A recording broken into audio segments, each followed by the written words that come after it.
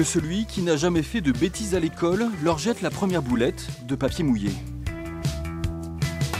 Pendant quelques jours, des élèves de la Vienne ont transformé leurs pratiques punissables en production d'art plastique sous le regard protecteur de Julien Berthier, qui les a aidés à finaliser ce portrait de Prosper Mérimée.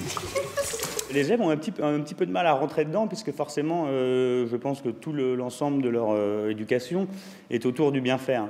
Donc, arriver avec une proposition qui soit, encore une fois, pas mal faire, mais bien mal faire, qui soit ambiguë, ça les a un peu perdus. Après, il y a eu, je pense, un grand plaisir à participer. Une fois que la logique était comprise, je pense que ça a été assez efficace. Un problème. Le projet Bien mal faire, initié par le Confort moderne de Poitiers, a du coup déchaîné les imaginations. On a surtout travaillé sur le chewing-gum et on faisait des choses mal, mais en le faisant bien avec du chewing-gum. Comme par exemple, utiliser de la gomme à mâcher pour empêcher les élèves de faire du bruit en classe. Ou encore isoler une fenêtre et ainsi améliorer le bilan carbone de l'école.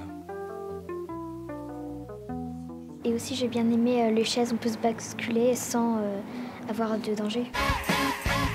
Et oui, bien sûr, se balancer sur sa chaise en toute sécurité, il fallait quand même y penser. On n'arrête décidément pas le progrès. Ils ont tous participé, ils ont tous amené leur pierre à un moment ou à un autre.